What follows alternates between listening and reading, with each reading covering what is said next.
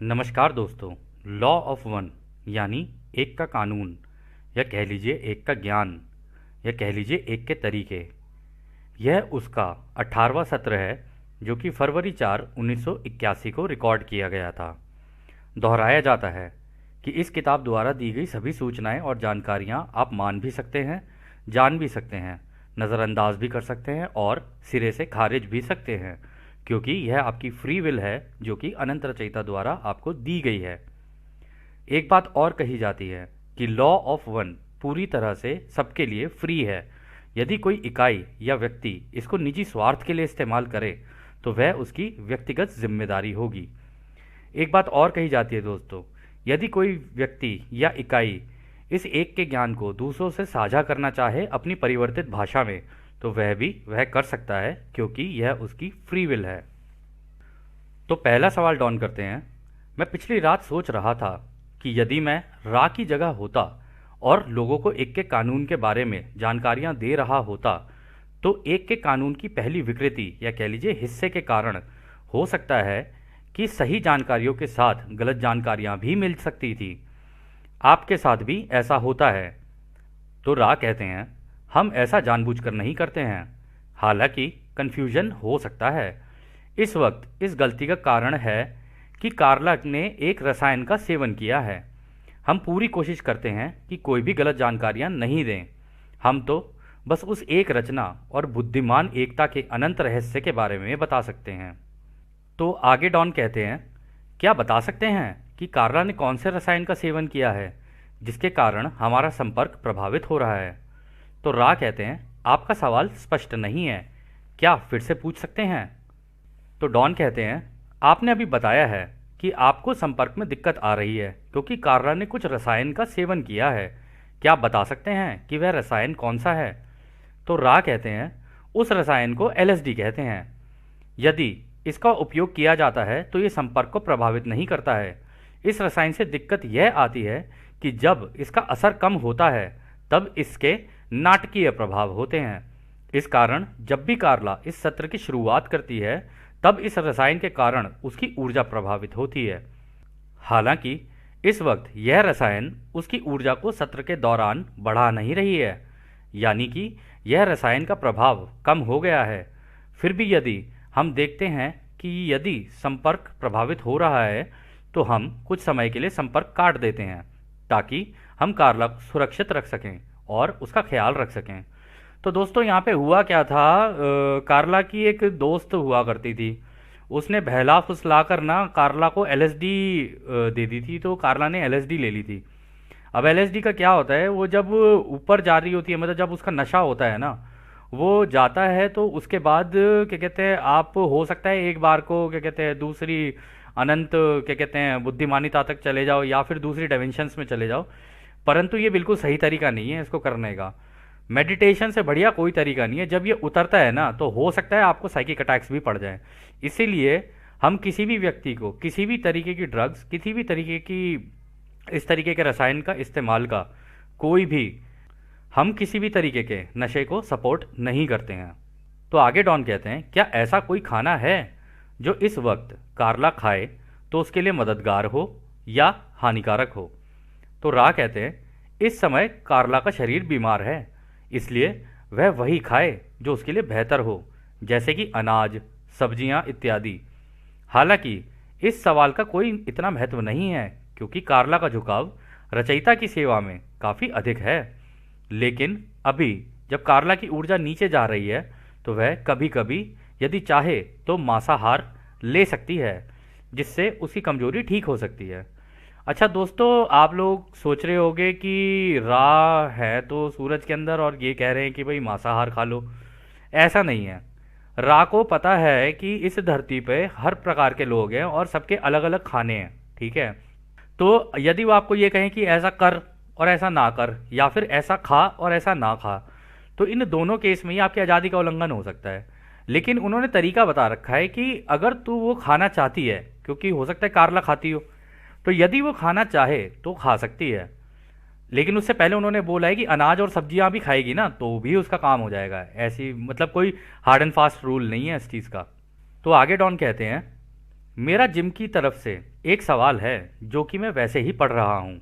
हमारी धरती में काफ़ी आध्यात्मिक परंपरा, जहाँ हम सत्य की खोज करते हैं, वहाँ ऐसी मान्यता है कि हमें स्वयं को मिटाना होता है तथा भौतिक संसार को नज़रअंदाज कर देना होता है, ताकि हम निर्वाण को प्राप्त कर सकें, या कह लो निर्वाणा प्राप्त कर सकें, जिसे कि प्रबोध या कह लो एनलाइटनमेंट भी कहते हैं, या कह लो प्रभुति कहते हैं। तो व्यक्तिगत स्वयं तथा हमारी सांसारिक गतिविधियों की भूमिका क्या है, जो एक इकाई के विकास में सहायक हो ताकि वह एक के कानून में आगे बढ़े। तो दोस्तों यहाँ पे डॉन पूछ रहे हैं कि हमने जैसे अपने अपने धर्मों में हम सबने सुना होता है कि भाई ये घर परिवार छोड़ो, एक कोना पकड़ लो, उसके अंदर बैठ के अपना मेडिटेशन करते रहो और उससे तुम्हें जो है निर्वाण प्राप्त हो जाएगा, या कह लो मतलब प्रभुति हो जाएगी, या कह लो समाधि में बैठ जाओ। तो उस तरीके से आगे निकला जा सकता है। तो वो एक मेथड है, बट ऐसा नहीं कि केवल वो ही एक मेथड है। तो यहाँ पे उसी के बारे में पूछा कि क्या किसी व्यक्ति को ऐसे घर वर छोड़ के और फिर अलग निकल जाना चाहिए और फिर इस काम को करना चाहिए। तो राय इसका जवाब देते हैं, इस घनत्वता में किसी भी इकाई की भूमिका यह होती है कि जिसकी उसे इच्छा होती है उन सारी चीज़ों का वो अनुभव ले, फिर उसका विश्लेषण यानी एनालिसिस करे, उससे समझे और अपने अनुभवों को स्वीकार करे, फिर उसे अपने अंदर के प्रेम प्रकाश से शुद्ध यानी डिस्टिलिंग करे। किसी पर भी काबू नहीं पाना होता है, जिसकी जरूरत नहीं होती है वह अपने आप छूट जाता है। तो दोस्तों यहाँ पर देखो रा ने कितनी सुंदर बात कही है। रा ने कहा है कि ये जो घनत्वता है ना हमारी, इसके अंदर हमारे को एक्सपीरियंसेस अनुभव लेने हैं, जितने तरीके के ले सको उतने तरीके के ले लो। और देखो जो अनुभव आपको अच्छा नहीं लगेगा वो छूट जाएगा, जो अच्छा लगेगा वो आप करने लग जाओगे। परंतु किसी भी अनुभव को बार बार करने से ना होता क्या है कि वो उसमें रेपिटेशन आ जाती है। अब रेपिटेशन आती रहेगी ना तो एक वक्त के बाद जाने के बाद इंसान बोर होने लग जाता है उससे। तो इसलिए कहते हैं कि जितने ज़्यादा अनुभव ले सको ना, जितने तरीके के अनुभव ले सको, उससे आपकी मतलब आपका जो ओवरऑल जो प्रगति है ना वो ज़्यादा तेजी से होगी, रादर देन ये कि आप किसी कोने में बैठ जाओ और ये करो। वो भी एक तरीका है, ये नहीं है कि वो कोई तरीका गलत है, वो भी एक तरीका है। पर जैसा कि राह कह रहे हैं, इस घनत्वता में तो अनुभव लेने होते हैं। जितने ज़्यादा ले सको उतने ले लो, जितने अलग अलग तरीके के ले सको उतने ले लो, और जितने सुंदर अच्छे ले सको उतने ले लो। तो आगे राह कहते हैं, इच्छाओं के विश्लेषण के कारण ही झुकाव होता है।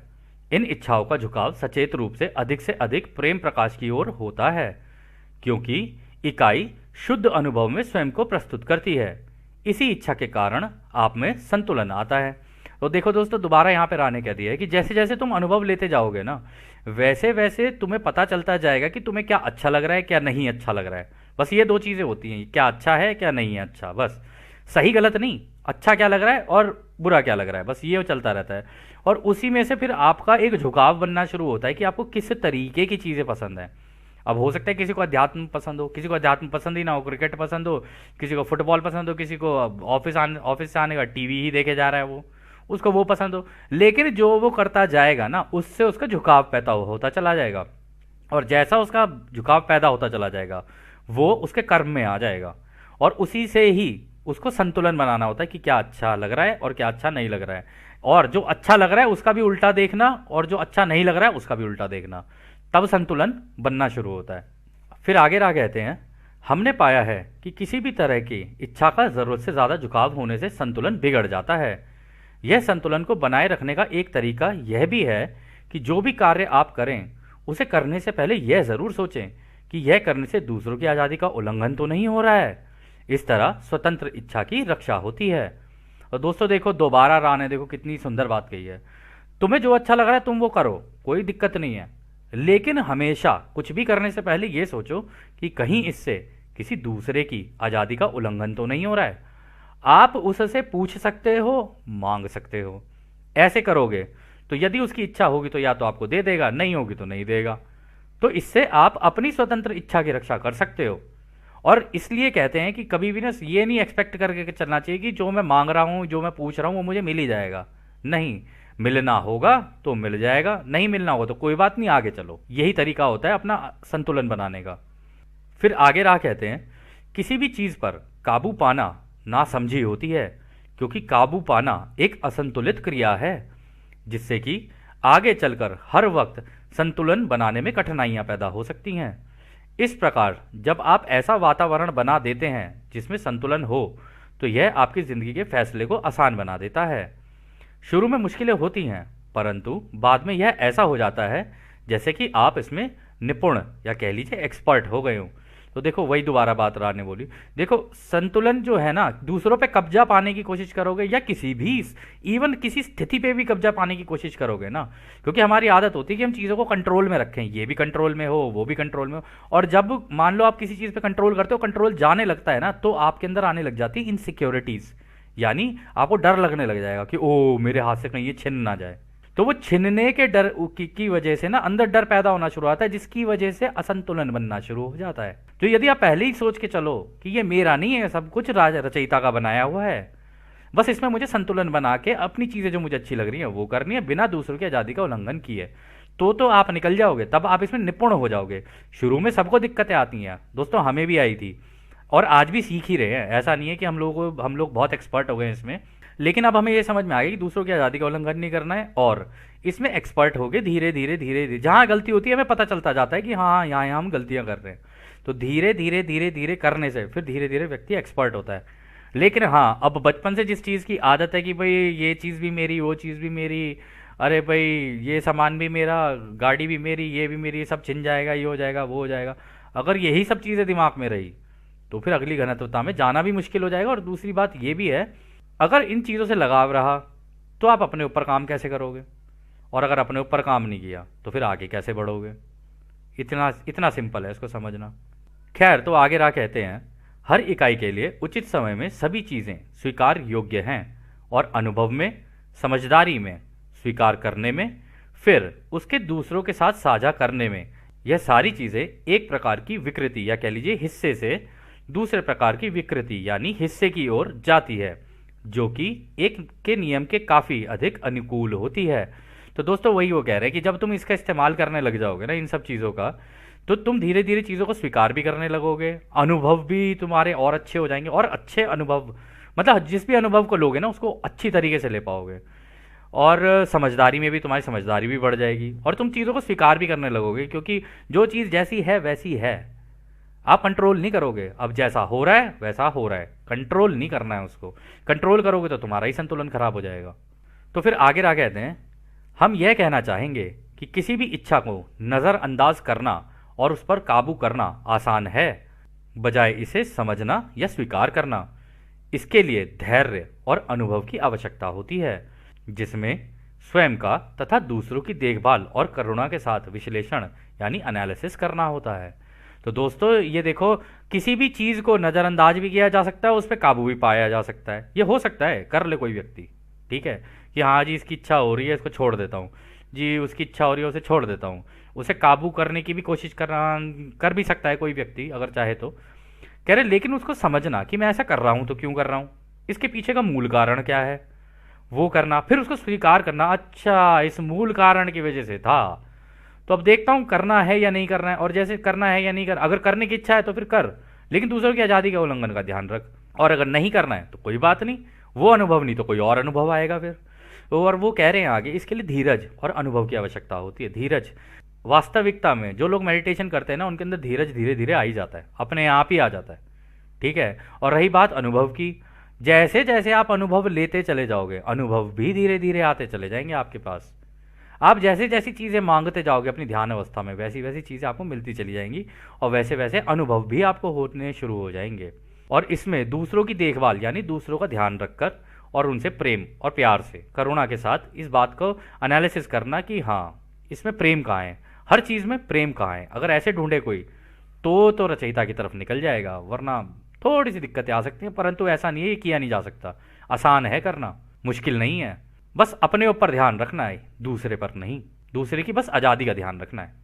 तो अगला सवाल डॉन करते हैं, मैं यह कहना चाहता हूँ कि किसी भी दूसरी इकाई या व्यक्ति की स्वतंत्र इच्छा का उल्लंघन एक के कानून के अंतर्गत बिल्कुल भी नहीं करना चाहिए। क्या आप इसके अलावा किसी और नियम के बारे में बता सकते हैं जिससे कि नहीं तोड़ना चाहिए? तो रा कहते हैं, जब कोई स्वतंत्र इच्छा को जानने की तरफ आगे बढ़ता है उस समय उसके अंदर बुद्धिमान ऊर्जा बनती है, उसे अपनी बुद्धिमानी से संतुलित करना होता है। ये भी देखना होता है कि उसका कर्म, उसके वातावरण तथा वह चीज़ जो प्रकृति है तथा वह चीज़ जो मानव निर्मित है वहाँ किसी भी तरह से आज़ादी का उल्लंघन तो नहीं हो रहा है। तो दोस्तों यहाँ पे वो कह रहे हैं कि जब कोई व्यक्ति दूसरों की आज़ादी का ध्यान रखने लग जाता है ना, तो उसके अंदर ऑटोमेटिकली रचयिता की बुद्धिमानी आने लग जाती है, क्योंकि रचयिता कभी भी किसी की आज़ादी का उल्लंघन नहीं करते। वो ये देखते हैं इसे चाहिए क्या, इसे जो चाहिए ना इसे कर लेने दो, जब ये कर लेगा ना तो उसके बाद आएगा तो मेरे पास ही, ठीक है। फिर अब ये दोबारा रिपीट करेगा, या तो पीछे चला जाएगा या रिपीट करेगा, यही कर सकता है, इससे ज़्यादा तो कुछ नहीं कर सकता। या तो क्लास में फेल हो जाएगा, ठीक है, फेल हो गया तो क्लास रिपीट करेगा, बाकी बच्चे आगे चले जाएंगे, ठीक है, यही हो सकता है इसके साथ ज़्यादा से ज़्यादा। और ये क्या मांग रहा है उसको वही दिया जा सकता है, ऐसा नहीं कि जो वो नहीं मांग रहा और अपनी बुद्धि का इस्तेमाल करे चले जा रहा है और रचयिता की बुद्धि से जानने की कोशिश नहीं कर रहा है कि रचयिता क्या चाहते हैं या फिर रचयिता की बुद्धिमानी कैसे काम करती है। उसके हिसाब से अगर काम करेगा ना तो चांसेस कम है कि उससे गलतियां कम हो, मतलब गलतियां हों, ऐसे बहुत कम चांसेस हैं उससे हों। तो वो कह रहे हैं कि तब और दोनों चीज़ें ये भी देखनी चाहिए कि जो भी वो कर रहा है क्या उसका असर उसके वातावरण, जो कि प्राकृतिक चीज़ें हैं, और जो कि मानव निर्मित चीज़ें हैं, मतलब इंसानों के द्वारा बनाई गई, कह रहे हैं उसमें भी तो कहीं किसी की आज़ादी का उल्लंघन तो नहीं हो रहा है। अगर ऐसा है तो फिर कहीं ना कहीं दिक्कत है। फिर वो आगे कहते हैं, इस प्रकार उन विकृतियों या हिस्सों से बचना है जिसमें ऊर्जा का फोकस प्रेम प्रकाश की तरफ ना हो। इसमें लोगों के प्राकृतिक वातावरण की जरूरत को जानने की कमी, दूसरों की आवश्यकता को जानने की कमी भी शामिल है। यह कई मानव निर्मित परिसर की विभिन्न विकृति के कारण है, जिसमें उस इकाई की बुद्धिमानी और जागरूकता ने उपलब्ध ऊर्जाओं का प्रयोग करने का एक तरीका चुना है। तो दोस्तों देखो यहाँ पे पता क्या कह रहे हैं, वो ये कह रहे हैं कि देखो इस इन चीज़ों से बचना है कि भाई तुम दूसरों की, पहली बात तो ये तुम दूसरों की आज़ादी का उल्लंघन मत करो, दूसरा रचयिता के प्रेम और रोशनी में की तरफ जाना है तुम्हें, ठीक है, ये और वो भी तुम्हारी इच्छा है, जाना है नहीं जाना है, नहीं जाना तो कोई बात नहीं, जैसे चल रही है वैसे चलने दो, 26,000 साल की साइकिल आएगी, कर लेना रिपीट, धीरे धीरे धीरे धीरे आते रहना, जिनको निकलना होगा वो निकल जाएंगे, ऐसे ही तो होगा। तो फिर वो आगे कहते हैं, इसमें प्रकृति के वातावरण की जरूरत को जानने की कमी, मतलब अगर आपने अपने वातावरण को भी नहीं समझा और दूसरों की इच्छा क्या है, आवश्यकता क्या है, ये भी जाननी है। ऐसे नहीं कि हमारा, देखो दोस्तों होता क्या है ना, हमारा, हम दिल के बहुत अच्छे लोग होते हैं सारे के सारे, हमें नहीं लगता कि कोई भी व्यक्ति दिल का बुरा है, लेकिन उसको ये लगता है कि सामने वाले को ये चाहिए, लेकिन ये गलत तरीका है इस चीज़ को करने का। जब तक सामने वाला मुंह से बोल के मांगे नहीं तब तक उसको देने का कोई फायदा नहीं, क्योंकि हो सकता है वो उस चीज़ को ले, हो सकता है वो उस चीज़ को ना ले। अगर ना ले तो आपकी ऊर्जा व्यर्थ गई, अगर ले तो फिर ये एक तुक्का सा हो जाता है कि हाँ लग गया तो ठीक, नहीं लगा तो कोई बात नहीं। तो सोचना है कि हाँ यार ये ना बिल्कुल इस हिसाब से करना, जब ये मांगेगा तो इसको मिल जाएगा इस तरीके से। और वो पता चल जाता है, जब एक दूसरे को जानने की कोशिश करते हैं ना तो धीरे धीरे पता चल जाता है कि हाँ अगर ये कुछ मांग रहा है तो इसको दे दो, अगर, और जब मांगे तो फिर मना मत करो, अगर तुम्हारे पास कोई चीज़ है तो तब तो उसको दो, तभी तो सेवा होगी, अदरवाइज सेवा कैसे होगी। और इसमें वो ये भी कह रहे हैं कि मानव निर्मित काफ़ी सारी चीज़ें हैं, अब जैसे कहीं हो गया टीवी फ़ोन ये वो दुनिया भर की सारी चीज़ें हो गई। अब आपने नोटिस भी किया होगा, हम लोगों की आदत होती है कि हमें जो चीज़ पसंद है ना वो फट से फॉरवर्ड कर देते हैं हम सामने वाले को। सुबह हुई नहीं, ले गुड मॉर्निंग का मैसेज, दिन में गुड आफ्टरनून का मैसेज, शाम को गुड इवनिंग का मैसेज, रात में अगला सोने जा रहा है ले गुड नाइट का मैसेज, वो सोने के लिए जा रहा है यहाँ से गुड नाइट का मैसेज। तो इसमें होता क्या है ना, हमें पता नहीं चलता लेकिन दूसरे की आज़ादी का उल्लंघन हो रहा होता है। आपने नोटिस भी किया होगा कुछ वक्त के बाद ना वो व्यक्ति उसके जवाब ही देना बंद कर देता है। वो इसलिए जवाब देना बंद कर देता है क्योंकि फिर वो कहता है यार इसने तो हद ही मचा दी है, कभी ये कभी ये कभी ये कभी ये, रुक ही नहीं रहा है, अपने ऊपर इसका कोई संतुलन ही नहीं है। इस वजह से वहाँ पे दिक्कत आ जाती है।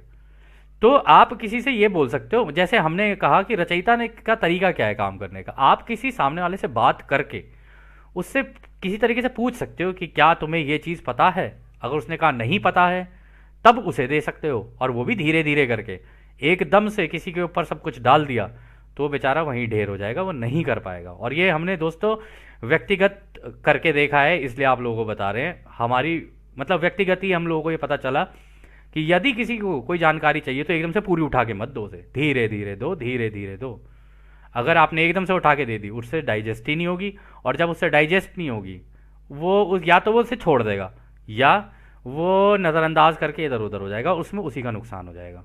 आप करना तो उसका अच्छा चाहते हो लेकिन हो जाएगा उसका नुकसान, इसलिए थोड़ा सा ध्यान से चलना पड़ता है संतुलन बना के। तो आगे राह कहते हैं, इस प्रकार एक इकाई के साथ जो अनुचित है वह दूसरों के लिए उचित भी हो सकता है। हम यह सुझाव देते हैं कि दूसरों को भी खुद की तरह जानने की कोशिश करना है और इस प्रकार वह क्रिया कर सकते हैं जिसकी आवश्यकता दूसरों को होती है। दूसरों की बुद्धिमानिता और जागरूकता द्वारा यह किया जाता है। कई मामले में इसमें स्वतंत्र इच्छा की विकृति का उल्लंघन करना शामिल नहीं है। हालांकि यह सेवा एक नाजुक मामला है और करुणा, संवेदनशीलता और सहानुभूति की क्षमता मानव निर्मित बुद्धिमानी और जागरूकता की विकृति से बचने में सहायक है। तो दोस्तों देखो, यहाँ पर भी उन्होंने कह दिया कि एक चीज़ जो किसी के लिए सही हो, किसी के लिए गलत भी हो सकती है। हो सकता है आपके लिए सही हो वो चीज़, लेकिन दूसरे के लिए भी तो गलत भी तो हो सकती है। या हो सकता है आपके लिए जो चीज़ गलत हो दूसरे के लिए सही हो। तो इसमें तो आप जज बन रहे हो ना। आप जज थोड़ी ना हो, जज तो रचयिता है। रचयिता भी जज नहीं है। रचयिता तो एल्गोरिदम लगा रखी है कि तुम इधर इस साइड में चले जाओ, या वो खुद की सेवा वाले रास्ते पे चले जाओ, या दूसरों की सेवा वाले रास्ते पे चले जाओ। अंत में मिलोगे सारे आके मुझसे ही, कोई लेट आएगा कोई जल्दी आएगा, बस यही है। और फिर वो ये कहते हैं कि दूसरे को हमेशा खुद की तरह जानने की कोशिश करो। कहने का मतलब उसके जूते में पैर रख के सोचो एक बार कि अगर मैं इसकी जगह होता तो मैं कैसा महसूस कर रहा होता। तो अगर ये पता हो जाता कि हाँ इसकी जगह पे मैं होता तो मैं ऐसा महसूस करता, तब आपसे चांसेस कम है कि कोई गलतियां हो जाए, बहुत ही कम होता है। वो कह रहे हैं ना कि इसमें क्या कहते हैं, स्वतंत्र इच्छा की विकृति का उल्लंघन करना शामिल नहीं है। तो इसीलिए क्योंकि तुम जब ऐसे सोचने लग जाते हो तो फिर दूसरों की आज़ादी का उल्लंघन कम ही होता है। आदत तो खैर बचपन से हम लोगों को है कि दूसरों की आज़ादी का उल्लंघन करें, लेकिन वो इसलिए था क्योंकि तब तक ज्ञान नहीं था। अब तो ज्ञान है ना आपके सामने, एटलीस्ट वो तो किया जा सकता है कि प्रैक्टिस तो किया जा सकता है। एक की सेवा कर देना सबकी सेवा कर देना होता है। ये ज़रूरी नहीं कि सभी की सेवा करने के लिए निकलो, लेकिन एक की करो, लेकिन ढंग से करो, बस इतना होता है। और फिर वो आगे कहते हैं कि ये दूसरों की सेवा का जो काम है ना वो बड़ा नाजुक मामला है। मतलब इसमें बहुत ज़्यादा कंपैशन और दूसरे के लिए की सहानुभूति और जो इंसान का जैसा दिमाग होता है ना, उन सब चीज़ों के अंदर जितने भी इतने डिवीजन और विभाजन है ना, उनसे बचते हुए करना है। ये डिवीजन के अंदर नहीं होना चाहिए ये। तो आगे रहा कहते हैं, क्षेत्रीय कार्य क्षेत्र जिसे समाज कहते हैं ऐसा कार्य क्षेत्र है जिसे देखभाल की कोई आवश्यकता नहीं है, क्योंकि यह विशेष ग्रह में लोगों का विशेष सम्मान कर्तव्य है जो कि अपनी स्वतंत्र इच्छा के अनुसार समाज की सहायता करने के लिए प्रयास करते हैं। तो देखो दोस्तों, यहाँ पर भी कह दिया कि ऐसा नहीं है तुम्हें पूरे समाज के लिए सोचना है, तुम किसी एक के लिए भी सोचोगे ना तो भी हो जाएगा, लेकिन ये सम्मान और कर्तव्य की बात होती है कि कोई अपनी इच्छा का इस्तेमाल करते हुए दूसरों के लिए कार्य करे। ठीक है, और दूसरों के लिए अगर कार्य कर रहा है तो जब दूसरों के लिए कार्य करना निकलेगा ना तो धीरे धीरे उसका भी अपना एक समाज बनना शुरू हो जाएगा, क्योंकि वो एक की करेगा, वो दूसरों की करेगा, वो तीसरे की करेगा, ऐसे करते करते करते एक समाज बन जाता है जिसे सोशल मेमोरी कॉम्प्लेक्स बोलते हैं। तो इसमें जैसे कि अब हम लोग लॉ ऑफ वन है, ठीक है, लॉ ऑफ वन का ही उदाहरण लेके चल लेते हैं। जब हम लोग लॉ ऑफ वन 8 साल पहले कर रहे थे, हमें नहीं पता था कि हम लोग इतने लोगों से मिल पाएंगे। ठीक है, और अब तो पता नहीं कितने लोगों से मिल लिए हम लोग, और कितने लोगों से जान पहचान भी हुई, कितने नए नए तरीके के लोगों को जाना। आज की डेट में वो लोग अपनी अपनी चीज़ें कर रहे हैं, लॉ ऑफ वन भी कर रहे हैं, सब कुछ कर रहे हैं, उनका खुद का छोटे छोटे छोटे छोटे समाज बने हैं सबके। सबको समझ में आया कि इन इन चीज़ों का इस्तेमाल कैसे करते हैं, रचयिता की दी हुई चीज़ों का इस्तेमाल कैसे कर सकते हैं। ठीक है, तो ऐसे में एक बड़ा समाज भी बन जाता है, ऐसे में छोटे छोटे समाज भी बन जाते हैं। तो समाज बड़ा हो या छोटा उससे कोई फर्क नहीं पड़ता, क्या वो समाज किस दिशा में जा रहा है उससे फर्क पड़ता है। अगर वो गलत दिशा में निकल गया, खैर गलत और सही तो कुछ भी नहीं है, या तो खुद की सेवा की दिशा में जाएगा या दूसरों की सेवा की दिशा में जाएगा, बस ये दो चीज़ें हो सकती हैं। फिर आगे रहा कहते हैं, इस प्रकार आपके पास दो सरल निर्देश हैं।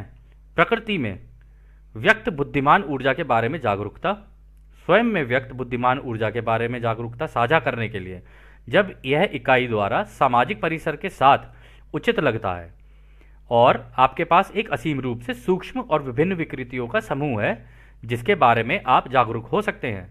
अर्थात स्वयं और दूसरों के संबंध में विकृतियां स्वतंत्र इच्छा से संबंधित नहीं हैं, लेकिन सामंजस्य पूर्ण संबंधों द्वारा दूसरों की सेवा के रूप में दूसरों के लिए अधिक लाभ होगा। तो वो कह रहे कि देखो, इसलिए इसमें दो तरीके होते हैं कि एक तो ये कि प्रकृति के अंदर जो बनी हुई है ऊर्जा, बुद्धिमान ऊर्जा, मतलब पेड़ पौधे अपनी इच्छा से उग रहे हैं, नदी अपनी इच्छा से चल रही है, बर्फ अपनी इच्छा से गिर रही है, सारी चीज़ें अपनी अपनी इच्छाओं से हो रही हैं। ठीक है, और इसी तरीके से अपने ऊपर भी देखना है कि हाँ भाई मेरी भी कुछ इच्छाएं हैं। इसी तरीके से ये देखना है इस समाज में भी सभी की अलग अलग अलग अलग इच्छाएं हैं।